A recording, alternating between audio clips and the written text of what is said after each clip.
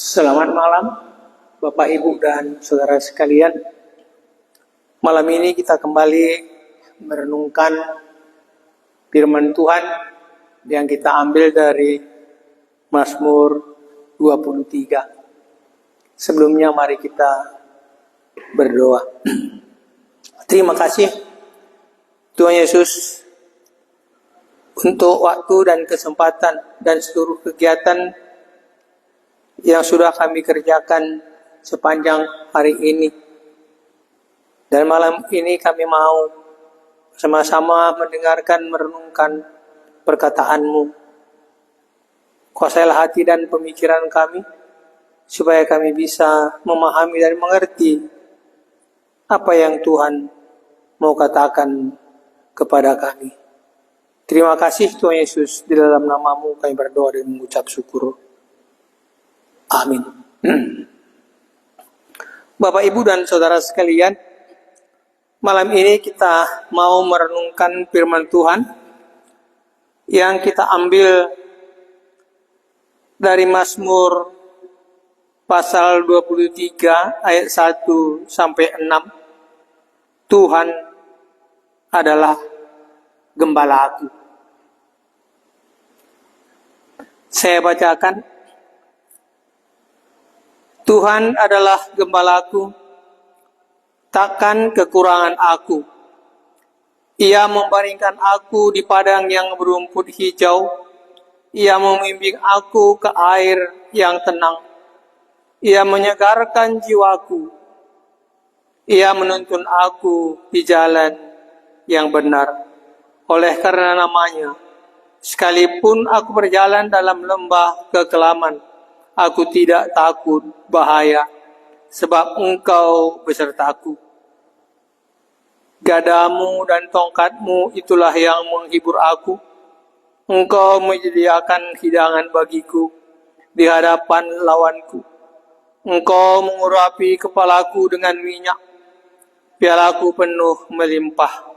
Kebajikan dan kemurahan belaka akan mengikuti aku seumur hidupku, dan aku akan diam dalam rumah Tuhan sepanjang masa. Tuhan adalah gembalaku. Ini pengakuan Raja Daud yang mengatakan bahwa Tuhan adalah gembalaku. Jadi kalau gembala ya harus diikuti oleh domba. Ya. Domba ya mengikuti gembala tadi. Ya. Dan di sini dikatakan oleh Daud bahwa Tuhan adalah gembalaku. Inilah pengakuan Raja Daud bahwa Tuhan tadi adalah gembalanya, bahwa Tuhan tadilah yang memimpin hidupnya, yang mengatur hidupnya, sehingga dia mengatakan Tuhan adalah gembalaku. Takkan kekurangan aku. Disambungnya lagi, Tuhan adalah gembalaku, takkan kekurangan aku. Ini merupakan kesaksian. Ya, kita tahu ceritanya bagaimana ya Raja Daud yang dipimpin oleh Tuhan begitu besar kerajaannya, sehingga dia mengatakan takkan kekurangan aku. Berani dia menyatakan, mengakuinya, ya, merupakan kesaksian bagi Raja Daud. Tuhan gembalaku, takkan kekurangan aku. Ya, kenapa dia mengatakan tidak kekurangan aku? Ya, ayat 2, Ia membaringkan aku di padang yang berumput hijau. Ia membimbing aku ke air yang tenang. Ia membimbing aku di padang yang berumput hijau. Ya. Ia membimbing aku ke air yang tenang. Ini adalah kebutuhan daripada domba. Ya, rumput hijau dan air yang tenang. Daud mengatakan bahwa gembalanya tadi ya, membaringkan dia di padang yang berumput hijau dan membimbing dia, ya, di air yang tenang. Ya, sehingga ia berani mengatakan, Tuhan adalah gembalaku, takkan kekurangan aku. Ya, kalau di Matius 6 ayat 33 dikatakan, carilah dahulu kerajaan Allah dan kebenarannya, maka semuanya itu akan ditambahkan kepadamu. Carilah dahulu kerajaan Allah dan kebenarannya, maka semuanya itu akan ditambahkan kepadamu. Daud mengatakan, Tuhan adalah gembalaku, takkan kekurangan aku. Karena dia membimbing aku ke rumput yang hijau, ya, dan membawa aku ke dalam air yang tenang, sehingga aku tidak akan kekurangan. Ya, karena itu merupakan kebutuhan domba, yaitu rumput hijau dan air yang tenang. Berikutnya apa yang dikatakan dalam ayat 3? Ia menyegarkan jiwaku. Ia menuntun aku di jalan yang benar. Ya. Ia menyegarkan jiwaku. Jiwanya tadi disegarkan oleh, ya, gembalanya tadi. Jiwanya disegarkan. Ya, bukan disegarkan, ya, karena, ya, pengaruh obat. Ya. Bukan obat. Tetapi dia, Allah tadi, Kristus tadi yang menyegarkan jiwaku. Ya. Ia menuntun aku di jalan yang benar. Kalau kemarin kita belajar firman Tuhan bahwa, ya, ada dua jalan, jalan orang fasik dan jalan orang benar. Jalan orang fasik tadi menuju kebinasaan, jalan orang benar tadi menuju kebahagiaan. Ya, ini yang diakui oleh Daud juga, bahwa ia menuntun aku di jalan yang benar.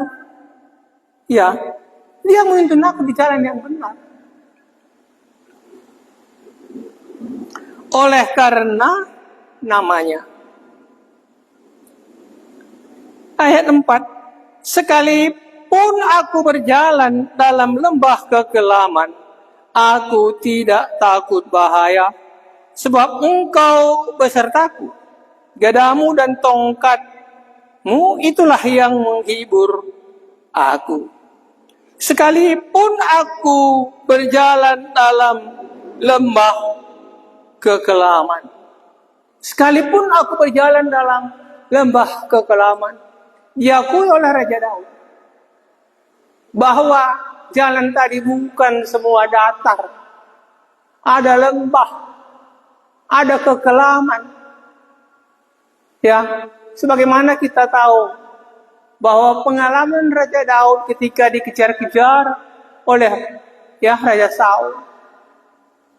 Ya, dia masuk gua, keluar gua. Banyak penderitaan yang kita lihat. Sehingga ini yang diutarakannya, walaupun aku berjalan dalam lembah kekelaman, aku tidak takut bahaya, karena Engkau besertaku. Ya, ini pengakuannya.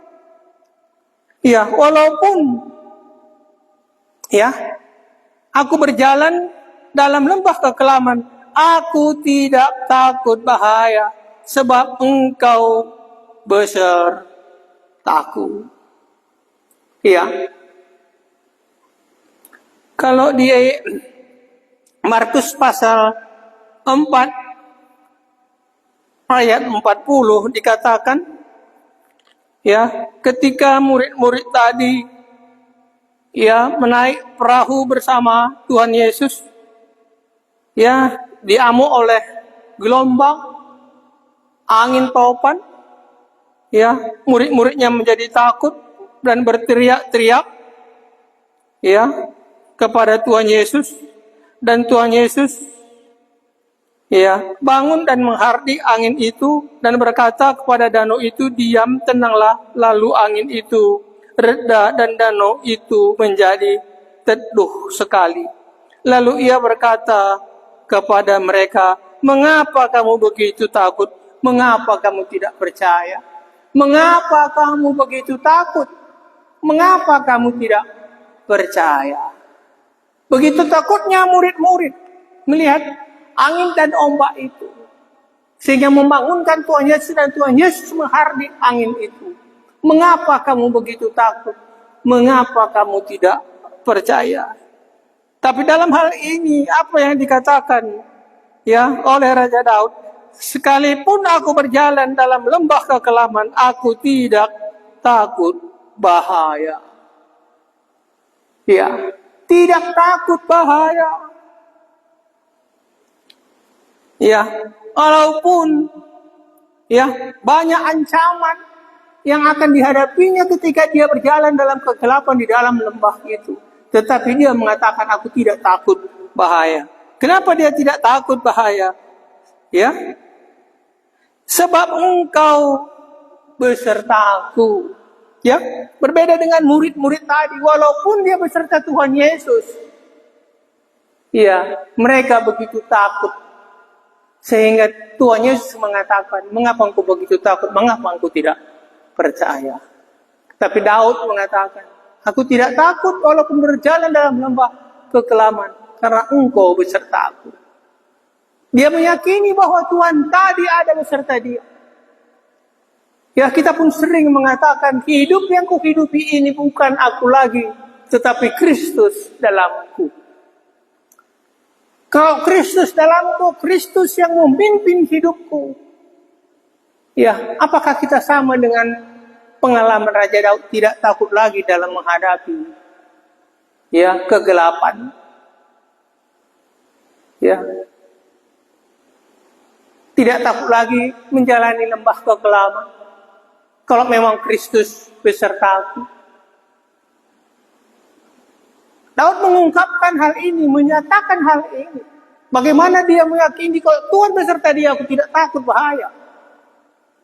Walaupun aku berjalan dalam lembah kekelaman. Ya, Bapak, Ibu, dan saudara sekalian, saya kira ini yang perlu menjadi renungan kita. Ya, kalau memang Kristus tadi hidup dalam diriku, aku berserta dengan Kristus, apakah aku tidak takut menghadapi ya gelombang, cobaan hidup di dunia ini? Banyak masalah, banyak pencobaan. Jalan yang kita jalani tidak datar, ada lembah. Iya. Tapi Daud mengatakan, aku tidak takut karena engkau besertaku. Dan ditambahkan lagi, gadamu dan tongkatmu itulah yang menghibur aku. Gadamu dan tongkatmu itulah yang menghibur aku. Ada tongkat, ada gadanya. Itu yang menghiburkan aku, kata Raja Daud. Bapak, Ibu, dan saudara sekalian, kalau Raja Daud yang menghiburkan dia adalah gada dan tongkatnya, kalau kita, siapa yang menghiburkan kita? Atau apa yang menghiburkan kita dalam menjalani hidup ini? Apa yang menghiburkan aku? Apakah keberhasilanku? Apakah uangku? Atau apa yang kita menghiburkan kita? Atau tidak ada yang menghiburkan kita? Iya. Apa yang menghiburkan kita dalam kita menjalani hidup ini? Apa benar aku dihiburkan oleh firman Tuhan? Saya kira itu yang paling tepat. Itu yang paling tepat. Bukan hal-hal dunia ini yang menghiburkan kita. Tetapi kalau aku memiliki, memahami ya firman Tuhan, sebagaimana kemarin juga dikatakan, renungkanlah Taurat itu siang dan malam, maka engkau berhasil dan beruntung. Renungkanlah Taurat Tuhan itu siang dan malam, maka engkau akan beruntung. Iya, gadamu dan tongkatmu itulah yang menghiburkan aku. Adakah kita dihiburkan oleh firman Tuhan? Atau kita anggap biasa-biasa saja firman Tuhan itu tidak ada pengaruhnya di dalam hidup kita?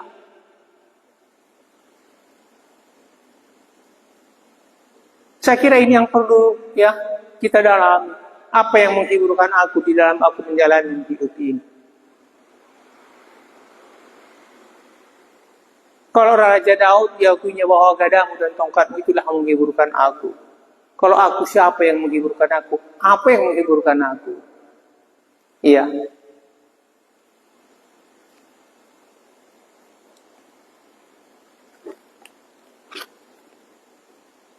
Iya.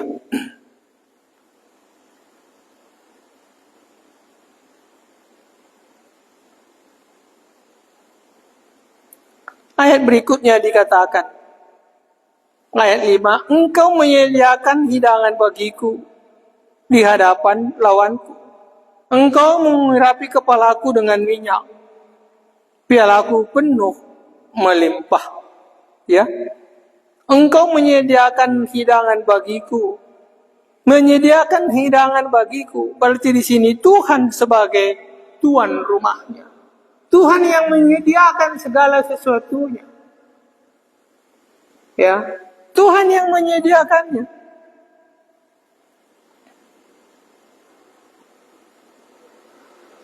Engkau menyediakan hidangan bagiku. Tuhan sebagai tuan rumah.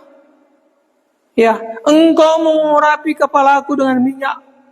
Pialaku penuh melimpah. Kebajikan dan kemurahan belaka akan mengikuti aku seumur hidupku. Dan aku akan diam dalam rumah Tuhan sepanjang masa. Ya, diam di rumah Tuhan sepanjang masa. Penguasaan Tuhan terhadap diriku. Tuhan yang menguasai diriku.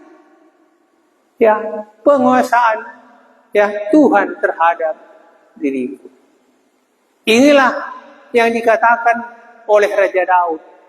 Tuhan adalah gembalaku, takkan kekurangan aku.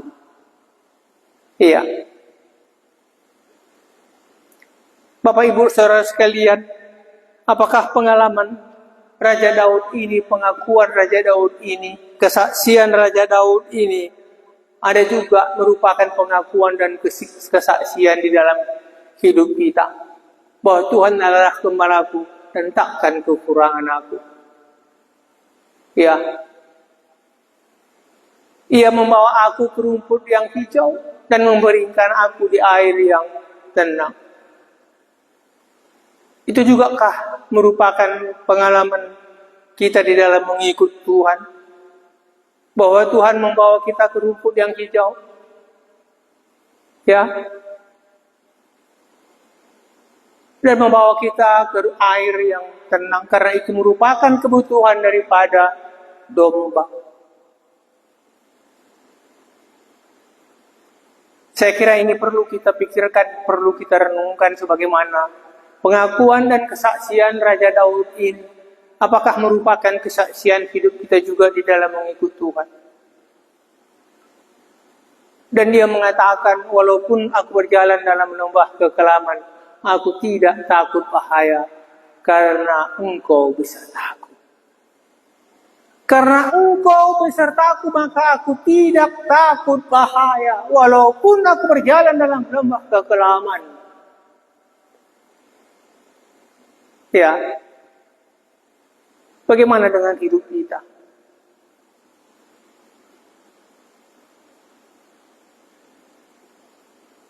Sejauh mana ketakutan kita di dalam menjalani hidup ini? Ya.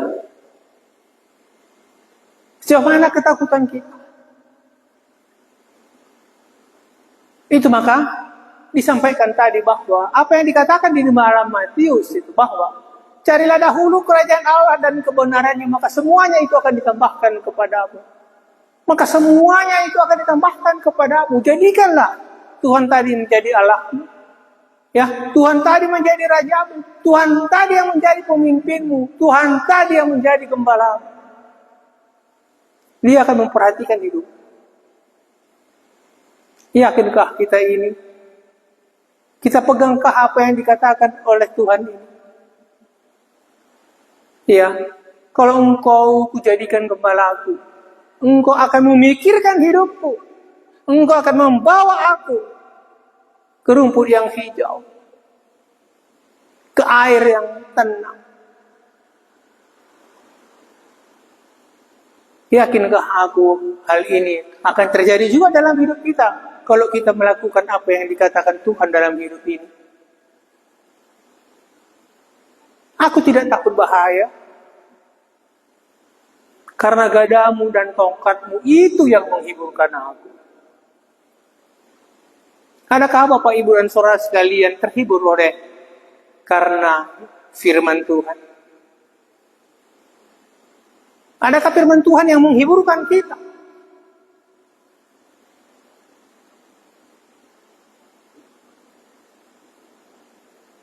Kalau saya kira kalau hal-hal dunia ini tidak akan bisa menghiburkan kita. Terjadi penghiburan dari dunia ini hanya sementara saja. Hanya sementara saja. Tapi kalau aku dihiburkan oleh Bapa di surga tadi, oleh firman Tuhan tadi, oleh perkataan Tuhan itu sebagaimana yang dikatakan, renungkanlah Taurat Tuhan itu siang dan malam. Maka apa saja yang kau perbuat, maka engkau akan berhasil. Kurasa ini yang membuat kita juga akan berbahagia dan tidak takut menjalani hidup ini.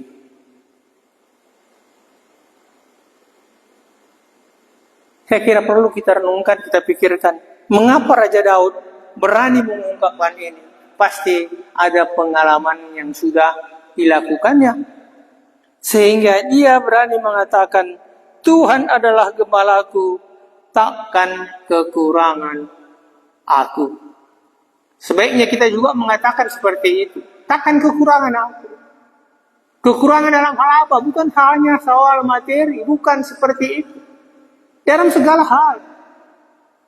Kalau Tuhan tadi gembalaku, tidak, aku akan kekurangan. Kekurangan hikmat, pengertian, perkataan, dan lain sebagainya. Bukan hanya sebatas materi. Walaupun di dalam Matius 6 ayat 33 itu dikatakan adalah hal makan, minum, dan pakai tidak akan kekurangan. Daud mengatakan, kalau dia jadi gembalaku, aku takkan kekurangan. Ya, sehubungan juga dengan makan minum, karena itu merupakan kebutuhan daripada domba.